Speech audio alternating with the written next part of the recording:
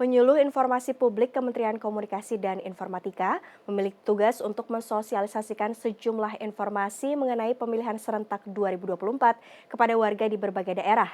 Kementerian Komunikasi dan Informatika menggandeng KPU dan Bawaslu untuk memberikan pembekalan soal pemilu kepada penyuluh. Kegiatan ini digelar pada Selasa pagi di Kota Bandung.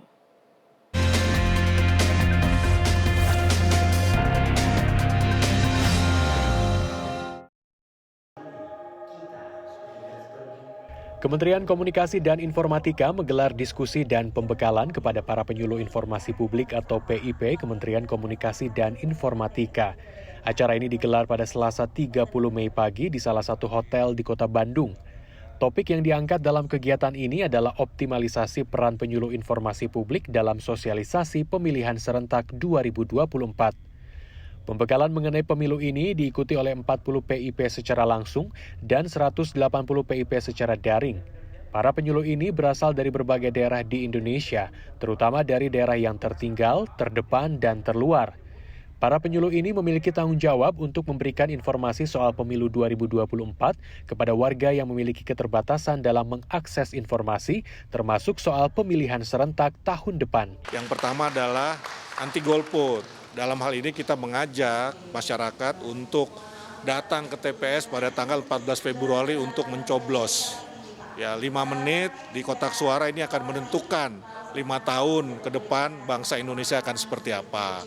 Kemudian yang kedua anti hoax. Ya, jadi kita ingin meminta penyuluh informasi publik menyampaikan ke masyarakat untuk tidak lekas percaya dengan berbagai informasi, apalagi hoax, kemudian tidak menyebarkan hoax, tidak membuat hoax. Ya, itu dua hal yang ingin kami titipkan bekali para penyuluh informasi publik. Oleh sebab itu, Kementerian Komunikasi dan Informatika menggandeng Komisi Pemilihan Umum untuk memberikan pembekalan soal kepemiluan secara komprehensif.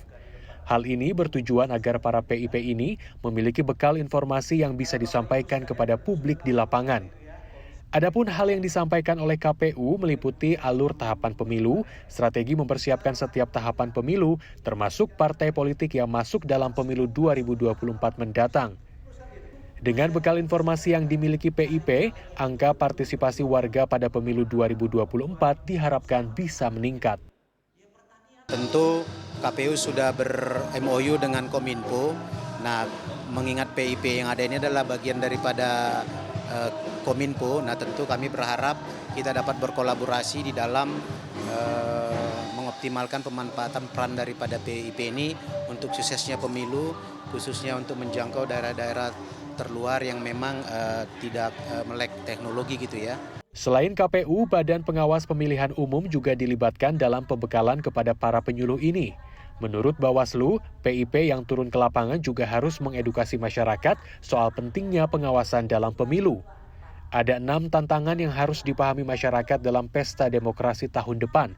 3 diantaranya meliputi netralitas penyelenggara pemilu, potensi polarisasi masyarakat, hingga politik uang. Sehingga dalam konteks ini nanti bisa jadi PIP itu akan menjadi corong di masyarakat supaya ketika masyarakat menemukan dugaan pelanggaran mereka melaporkan ke Bawaslu. Itu pertama. Yang kedua misalnya dalam konteks output PIP adalah mereka menjadi pionir-pionir untuk memberikan diseminasi informasi sehingga mereka juga akan cepat memberikan informasi awal ke kami, termasuk kami juga bisa memberikan informasi untuk disebarluaskan melalui jaringan mereka.